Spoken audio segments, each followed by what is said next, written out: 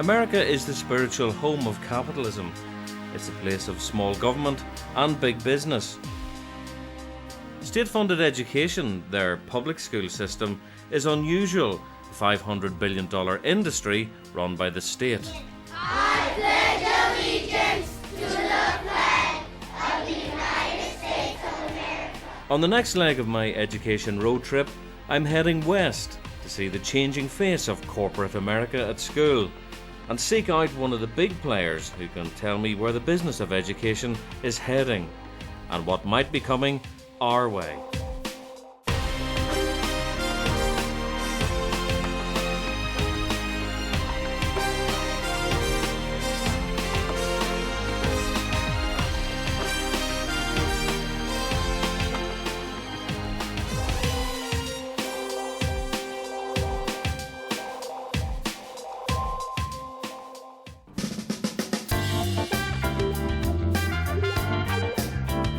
This is Los Angeles, California.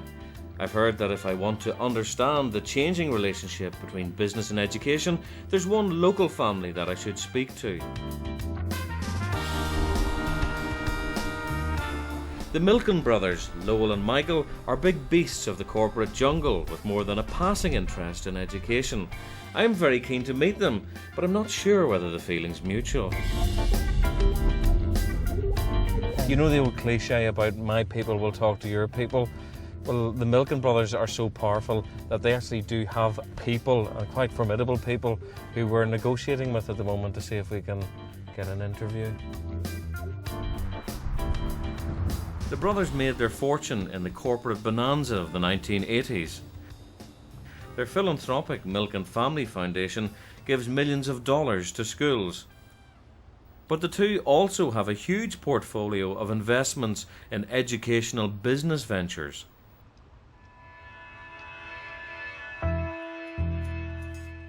The Milkens are founders and major shareholders in K-12, the commercial company behind this local school.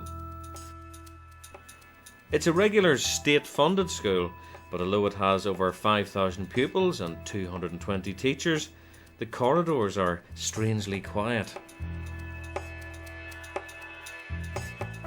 What better example of Silicon Valley educational innovation than a virtual school? The classrooms are scattered across California, and the academy has managed to dispense with expensive school buildings because the children learn in their own homes. And the teachers don't have to supervise the kids either. So you're going to name your angle by... In the Gabston Howell household, the learning is supervised by Dad, That's the Alan. name. The real teachers provide most of their support from the other end of the broadband cable. This is the business world's highly efficient product for parents like Alan and Annie, who are unhappy with the regular state schools. We sent them down the road to the local school, and it seriously interfered with our ability to educate them. Schools are meant to produce little people who are just like all the other little people around them. And children should be individuals. My children, being weird, are going to be individuals, which means at the local school they stick out, and not in any positive way. Step-by-step instructions for making each project. Interactive learning, online testing. The K-12 program is rather impressive and appears to be no trouble for the E-generation.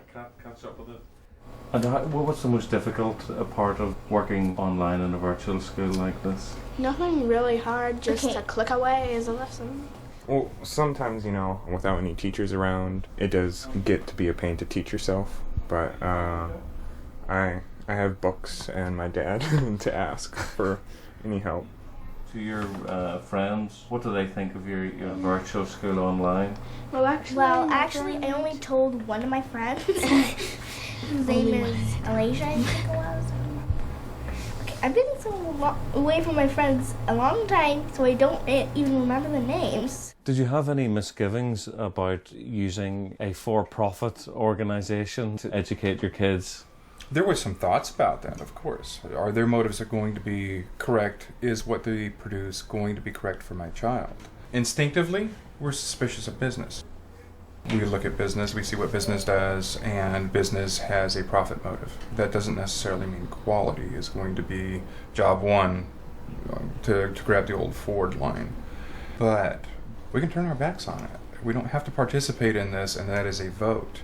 In the public schools, you are not going to get that same vote component. You don't have that same voice. Hands-on activities. You will see artworks based on Alan and Annie seem genuinely happy at the choice they've made for their kids, although I couldn't help wondering how it would work in the hands of more time-pressed parents.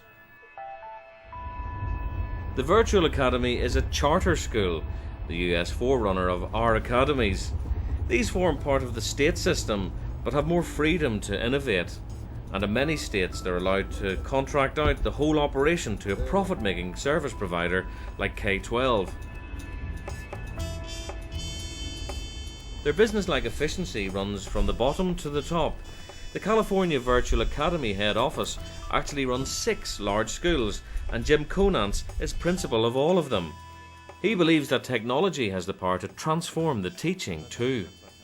You know, the real power in this is that no matter what you do and how well prepared you are as a teacher, you can still teach algebra using virtual education.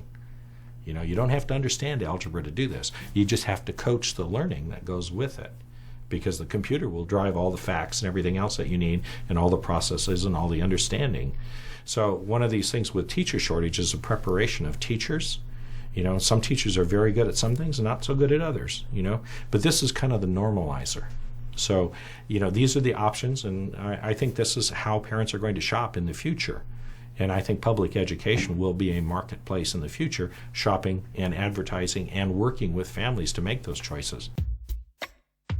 But the business of education is not all about sweating assets. Sometimes even the corporate big boys like to be part of something special. And that's what High Tech High is all about. And there's a familiar name in foot-high letters above the door. There's that man again, Lowell Milken. The Milken Foundation was the biggest single donor in the setting up of High Tech High. It's another charter school, but this one is a charity funded by business donations. This is corporate philanthropy again, but here business has a far more direct involvement in the education itself. The curriculum and the teaching has been adapted to serve their needs. Principal Marcia Rybin explained how it came about. How and why did big business get involved in setting up of High Tech High, Marcia? Well, High Tech High, we're a replication of a school in San Diego called High Tech High. And they actually came from business, where the round table in San Diego said, our kids just are coming out, they're not educated, we can't find workers, people don't know how to collaborate with each other, they don't know much about technology, they're not particularly good in the work environment, they have no experience, even when they come from college. So why don't you make a school that will address those issues? So what was it about the curriculum that set the school apart?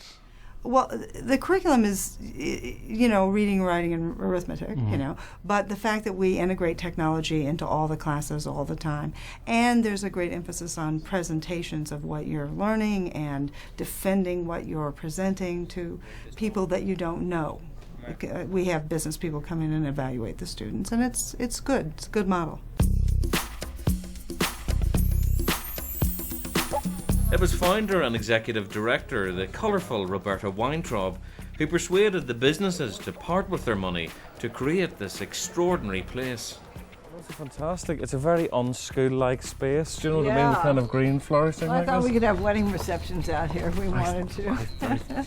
So this is your donor wall. This is a donor wall of the original donors. There's Apple and Hewlett-Packard, you know. NEC. Yeah, I mean, these are some of the big companies. Roberta had identified another major benefit corporations could gain from their generosity. They wanted a showplace for, you know, what's happening in the world of technology and how well it can be done. I mean, lots of times they will want to be selling a certain product and they want a place to showcase it, so they'll come by here with their people that they're trying to sell to. I mean, we have just about every new product on the market for education is within the scope of this school. And in terms of maintaining that kind of standard and keeping that investment up, that can't be cheap either, I guess. No. I keep fundraising all the time. I always have my hand out. This school is producing impressive results for the 300 lucky students who get in.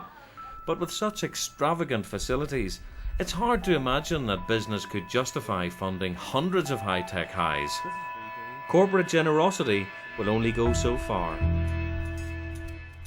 Our persistence with the Milken people finally paid off.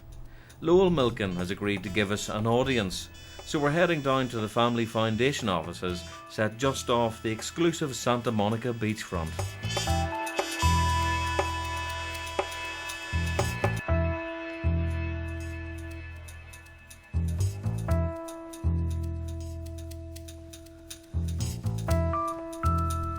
Hi Lowell, how you doing? Hi, Peter good Curran. afternoon. Yeah, lovely to meet you. Nice to meet you. Pull up a chair. It's been, well, an eye-opener to say the least. So we've seen two examples of education projects that you're involved in, High Tech High, made possible by a massive donation by yourself. And then we've seen K-12, which is a commercial operation. Should education be a charity or a profitable business? Well, I think the most important thing is education should be about delivering the best possible experience for young people. And I think that it's incumbent upon all of us to try to find innovative types of approaches so every child can reach their own potential. So I don't believe there is one approach. That's called hedging your bets, isn't it? No, it's not called hedging your bets. It's called facilitating creativity and innovation. That's what it's called. And at the same time, putting in resources to try to continue to improve our public schools. Do you think it's slightly blinkered or naive for people to rail against education being a for-profit business, given that healthcare and many other things have gone down that route? I think that the system is going to have to change. Public education has served this country well for a very, very long time. It's really been, I think, more crystallized in the last quarter century, where we have found that public education in many instances is not providing a quality education for many students. And frankly, if it can't perform to those levels, then we are going to have to introduce other types of innovative approaches. What's the future model for education in the state over the next 10 years? I don't believe in the United States that one approach will ever fit for all. That's not the nature of the way our educational system has developed. And when it's very local in operation and so on, I think it needs to permit different types of approaches. We're back to the old freedom of choice, which is at the centre of everything, I suppose, in an ideal world. Well, I think the freedom of choice has been a hallmark of American society. I think it's just very incumbent, it's very representative of Americans that they do like to have choice. And if you're not providing value to families, they're going to pursue other opportunities.